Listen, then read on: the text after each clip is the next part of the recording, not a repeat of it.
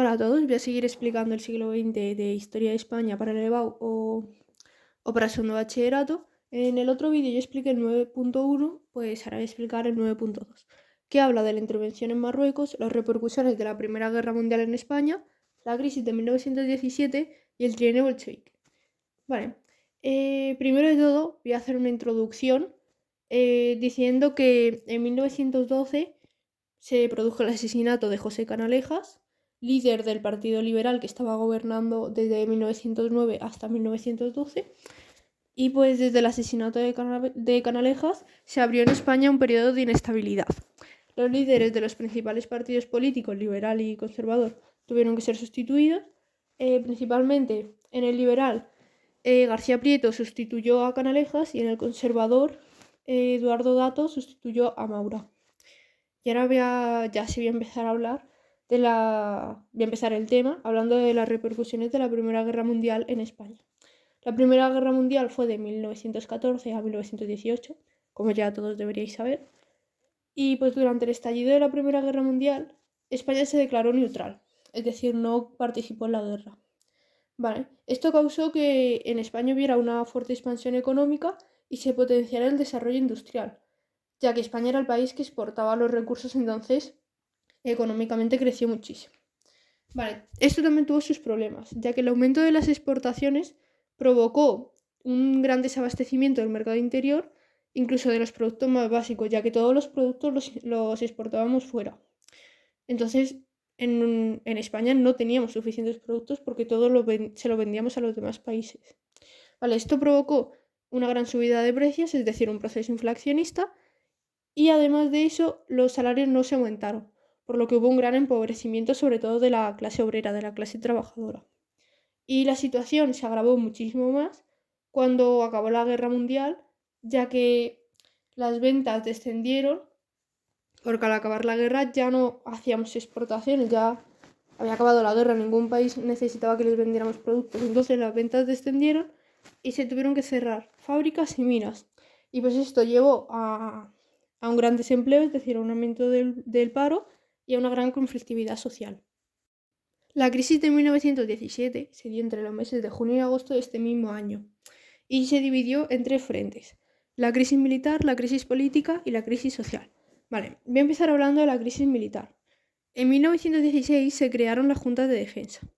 Las juntas de defensa reclamaban un aumento del salario de los militares y también exigían un mayor respeto para el ejército, para los militares. Y aparte, criticaban y se oponían a los ascensos por méritos de guerra que beneficiaban a los militares africanistas. Ya que, claro, en África, en Marruecos, estaban constantemente en guerras. Entonces, los militares de allí, por cada guerra en la que participaban, ascendían.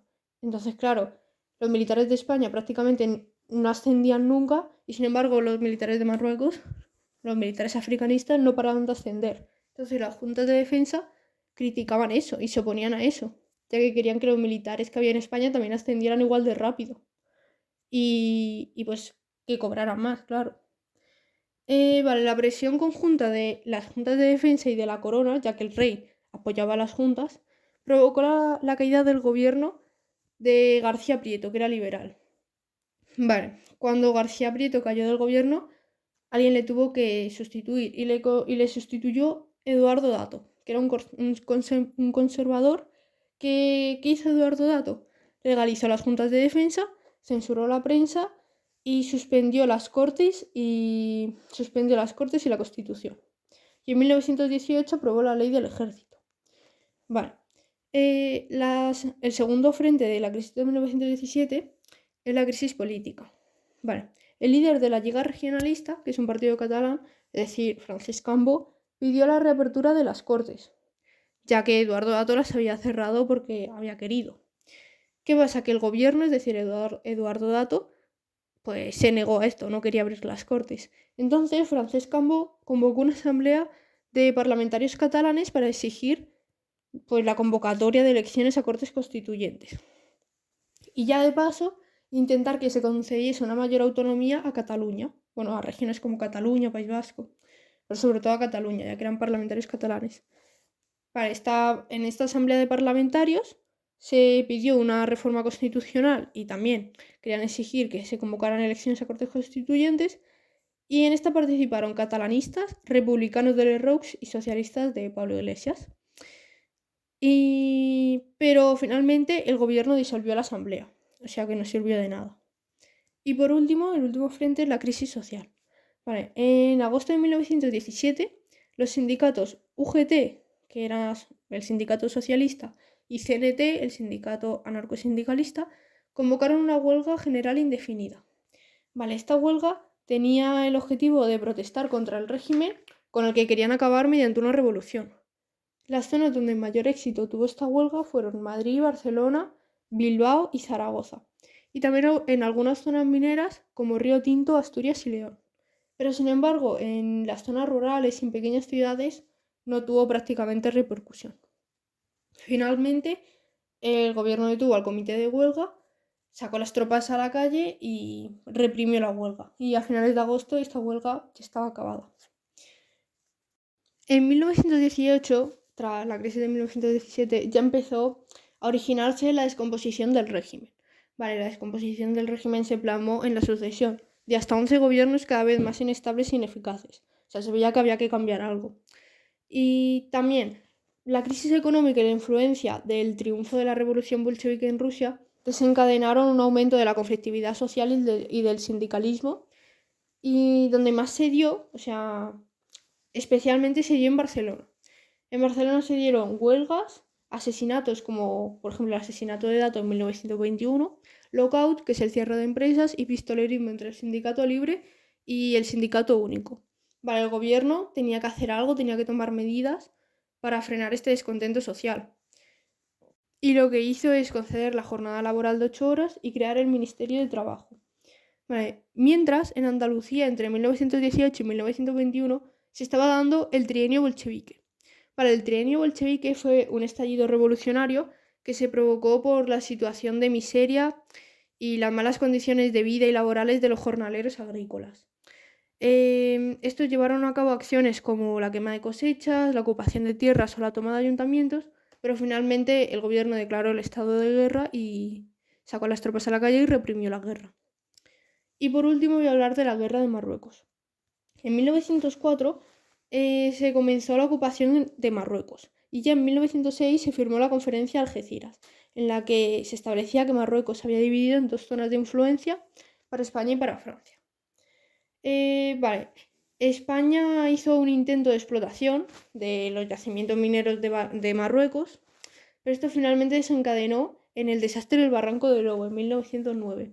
El desastre del Barranco del Lobo llevó a una pequeña guerra en Marruecos y no había suficientes, en la que España no tenía suficientes militares, no tenía un suficiente ejército. Entonces lo que tuvo que hacer es llamar a los reservistas que había en la península, pero estos hicieron, esperándose un barco hasta Melilla, hicieron una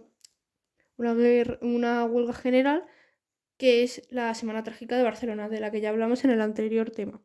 Bueno, aquí explicáis que esto llevó a la caída del gobierno de Maura y pues eso, que la Semana Trágica de Barcelona se dio por el desastre del Barranco del Lobo. Y en 1912 se firmó el Tratado Hispano-Francés. Vale, en este tratado, Francia reconocía la soberanía de España en el norte de Marruecos, donde se estableció un protectorado con capital en Tetuán. Actualmente seguimos teniendo ese protectorado, que son Ceuta y Melilla. Y pues España sigue intentando controlar el territorio. Y pues esto llevó a que en 1921 se diera el desastre de la Nogal, que fue un gran desastre para España. O sea, fue horrible para España y murieron más de 13.000 soldados. Vale. Esto a que llevó a que la guerra tuviera una gran impopularidad, pues que hubiera aún más conflictividad social en la calle.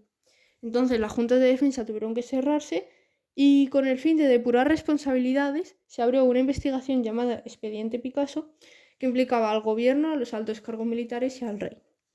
Vale, todo esto, la impopularidad de la guerra de Marruecos, la conflictividad social, todo, la crisis de 1917, llevaron a que se precipitó, o sea, esto como que precipitó el pronunciamiento militar que se sabía que en algún momento iba a llegar.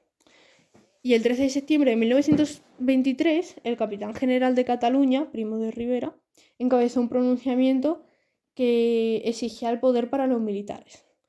Vale. Alfonso XIII, el rey, sancionó el golpe y le encargó a Primo de Rivera formar gobierno. Y pues así Primo de Rivera inició su dictadura militar, a la que llamó Directorio.